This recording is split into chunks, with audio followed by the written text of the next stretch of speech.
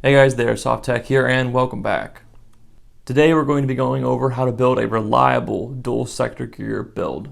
When most airsofters hear DSG, they don't think reliable. They think high speed, high performance, but kind of a low yield on the reliability part of it. Well, most of the DSGs I've ever built are still around to this day. Some of them that aren't around to this day are actually converted to other guns now. A couple of them have broke down, as is the nature of a high speed, high performance build. They tend to break if you don't do everything exactly right, or if the parts you use aren't exactly perfect all the time. SHS, for example. But today we're going to be going over how to build a reliable DSG and also try to not spend so much money at the same time. So without further ado, let's go down to the workbench and build a reliable G36 DSG. So as you guys probably know by now, I'm a big fan of the G36. I feel like it's an underused gun. It's aesthetically pleasing to me, and it has a well-designed hop-up unit, and obviously takes advantage of the version 3 gearbox shell. So it's got high durability, easy to upgrade, and it's got a nice hop-up system too. So let's take it apart, and I'll tell you everything I did to make this a reliable yet cost-effective DSG. Alright, so the first thing, well, really first two things you absolutely need for any DSG. Even like you have to have this for high performance or even just a simple reliable DSG. You need a 3034 based MOSFET or other well-designed MOSFET that can handle high voltage and high milliamp output. And then you also need Dean's plugs. If you don't have Dean's or a MOSFET, you're going to run into problems. You're on your trigger, like hard trigger pulls on full auto, you're going to run into rate of fire drops. You might actually melt your trigger contacts. There's really not a reason not to have a MOSFET. You're gonna have a better trigger response, better rate of fire, better consistent rate of fire, and better battery feed to your motor. So what's the point in not? They're cheap. You can get them for 20 bucks. You can get a Dean's plug. They usually come with them. But if it doesn't come with it, you can get like a pack of 20 from Hobby King for something like $5-6.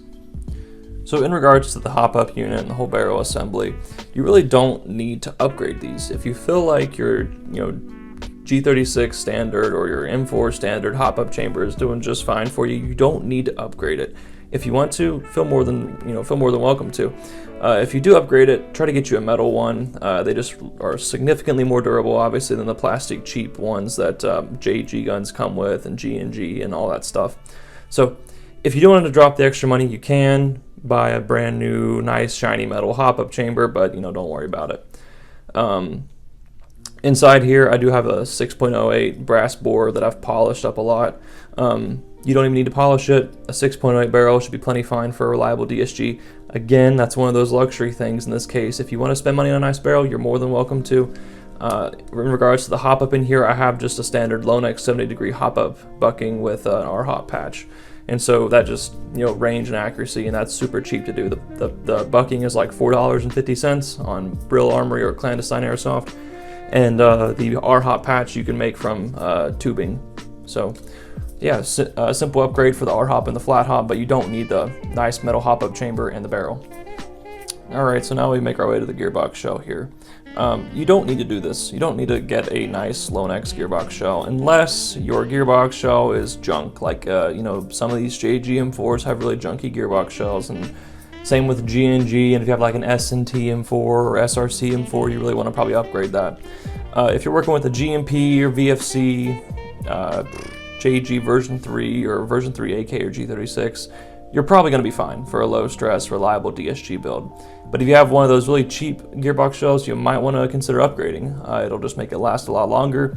These gearbox shells aren't too expensive if you do want to drop the money on them. If you need it, you might as well do it. But if you don't need it, you don't have to buy it. And for this one, I just ended up buying one because the screw holes in my original JG gearbox shell actually stripped out. The gearbox shell was structurally fine, but the hole is stripped out, so I went ahead and dropped money on a brand new one. So yeah, don't need this, but just in case if you do want it, you can go ahead and get one. Alright, so we have the gearbox apart here. As you can see, a lot of these parts are not too expensive. I spent money where I needed to, but I didn't spend money where I didn't have to. It's really that simple. The motor is a 28 TPA Kioli armature in a Echo 1 neodymium can. It's a really torquey motor. On this setup, it'll probably only get like 40 RPS or so, maybe a little less than that. Moving up the chain, I've got a G&G bevel and spur gear, both they're 18-to-1, so it's a kind of a low-speed DSG build, hence the high reliability.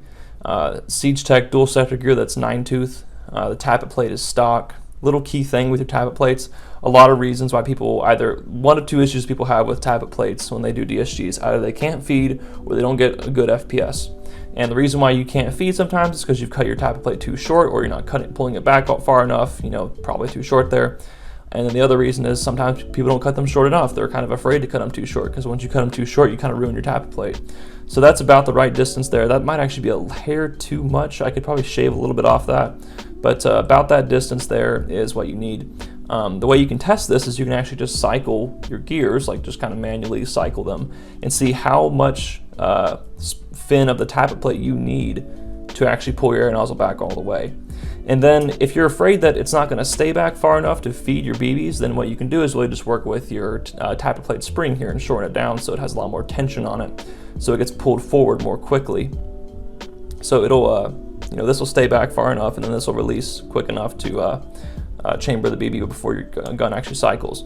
So moving up a little more, this is an SHS blue piston, obviously. This piston is actually really old. I ran this piston in an M190 full auto build just for giggles, and eventually, I would play with that gun, probably once a week for, about a year. And I dismantled it and I found out that this was occurring here, which you can see my last tooth there is just about gone, which is pretty rare. These SHS racks are really tough. Obviously, with your angle of engagement corrected to where you have this tooth here still existing, some people will remove both that tooth there and this tooth here just completely. I find that not to be a very good idea, because in the past I have removed both of those teeth before, and then I've had this situation where the sector gear won't actually pick up on this tooth here. If you remove both those teeth, sometimes it won't pick up right there. And so you don't need to. You don't need to remove both those teeth. Just remove the full one right there, and then remove about half of the one right there. And just obviously manually cycle your gears and check and make sure that you have good angle of engagement and good clearance. Furthermore, with the piston, I do have a SEMA piston head on here. The only reason I really have the SEMA one as opposed to like a aluminum one or Lonex one is because I wanted extra weight. And you can kind of see maybe in that piston, maybe you can, maybe you can't. Yeah, you kind of barely see in there. I have the big old lug nut of pot metal back there to hold the piston in, and then I have some bearing washers that you get in your piston assemblies that you can buy.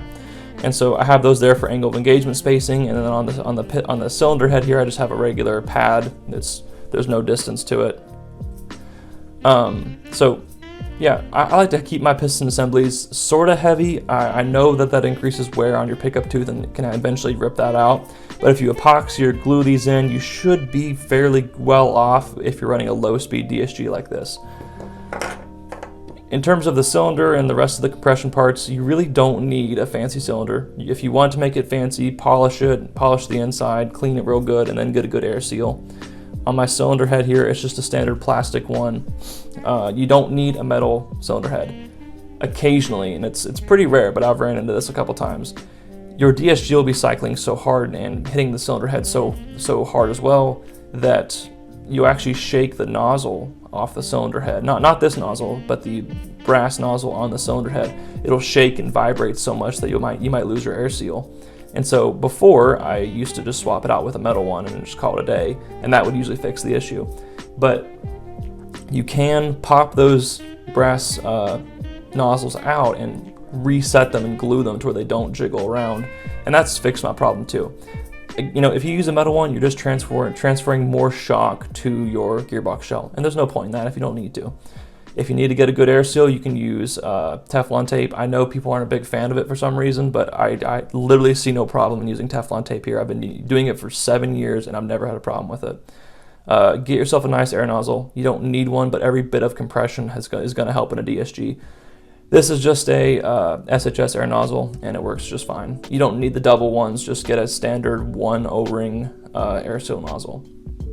The reason you should really try to do a 9-tooth as opposed to an 8-tooth DSG is because of your air nozzle length here. With your DSG, you're only pulling it back about half the distance. Well, with the 9-tooth, you're pulling it back a little more than half the distance. but you're really not getting the full distance, obviously. And so the length of compression, or the length of the aerosol components here, really does come into play here, because this is just dead space at this point. And so, you know, you're pushing your piston head this way with that spring, and it has to overcome all this space to actually hit the BB and get it out the barrel.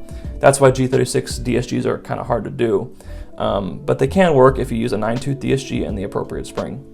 Which brings me to the spring. The spring is an SP150 garter spring, and it's getting me about 340 FPS with a .25. That's pretty good. I'll take it. I was not expecting it to shoot that well, but it is. And so, like I said, I'll take it. Last part that I believe in this setup we will be reviewing is the version 3. I think this is a SHS version 3 ball bearing spring guide. I don't like plastic spring guides. You probably could have kept the plastic spring guide in here, but I mean, you might as well spend the less than $10 it takes to get a nice ball bearing spring guide that'll never break. I have broken plastic spring guides in these kind of setups before. One day I was really curious if I could run a plastic non-ball bearing spring guide in my DSG. It broke within that day, and it just fractured the tabs here, and they kind of went all over the gearbox shell. That being said, on any speed setup, which I mean, this is not a high speed build, but it's still cycling the piston pretty quick, just not the gears. You do want a ball bearing spring guide. If you don't have one in your piston assembly, the ball bearings in there, your spring will get kind of caught up and will wear out much more quickly over time if you don't have any ball bearings on here at all. So if you have something, it's obviously going to be better than nothing. And for this setup, you do at least want one. You don't need two, but if you want to put two in there for a spacer, you can. But like I said, I have the lug nut in there for a little bit added extra weight, which will keep my joules. Yeah, at least have some sort of ball bearing setup in here just for spring longevity. And I think the only other thing to cover is the fact that I have these bushings here. Go with bushings, don't go with bearings if you want to go for reliability. If you want to splurge on nice bearings, you can get like a Magic Box or Modify Ceramics. I know there's some other bearings out there that are really good too. Just do your research on them. Most airsoft bearings are just too small to actually put up with the stress we put on them. So if you do want to try bearings, just get nice ones. Don't cheap out on those. And so obviously finish the build here. I'm going to demonstrate the reliability here.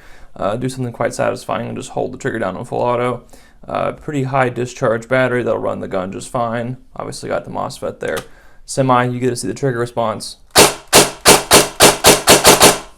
Absolutely gorgeous. And then full auto.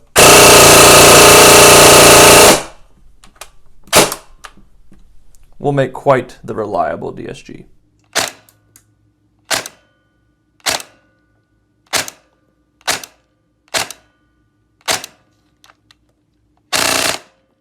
So as you guys can see, it's very possible to build a DSG with really good trigger response, fairly good rate of fire, good FPS output, and overall good performance, and become reliable at the same time. Making reliable high-performance guns, especially DSGs, is really all about singling out weak points and fixing them.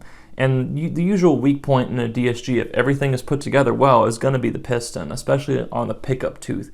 That DSG gear just slamming that pickup tooth up against that really heavy M150 or M190 spring is just going to cause a lot of wear and tear. So that's why it's important to get proper tuning done and to make sure that your part is good quality. SHS is fairly good quality. I think it's really good when you get a good one, but it's really bad when you get a bad one. They do have some QC issues, but in my experience, I like taking that little bit of a roulette on the SHS quality control wheel to see if I do get a good part. If you want to get a nicer part, one that you know is going to last and be very good, SEMA makes some really good steel rack pistons. Retro Arms, as far as I know, pistons are fairly good. And Lonex red and blues are pretty good. I don't usually prefer the plastic half-tooth kind of rack setups just because they can be a little less reliable than steel racks, even Lonex versus SHS. So I've ran Lonex Reds before. I still do prefer the SHS Blue steel rack piston. Thank you guys for watching. I hope you enjoyed this video. Please leave a like, comment, and if you have not, please subscribe. It definitely helps me out a lot. And share this video with your friends too. That definitely helps the outreach with my videos. So yeah, I will see you guys in the next video of whatever I do. But until then, remember techs, stay tuned.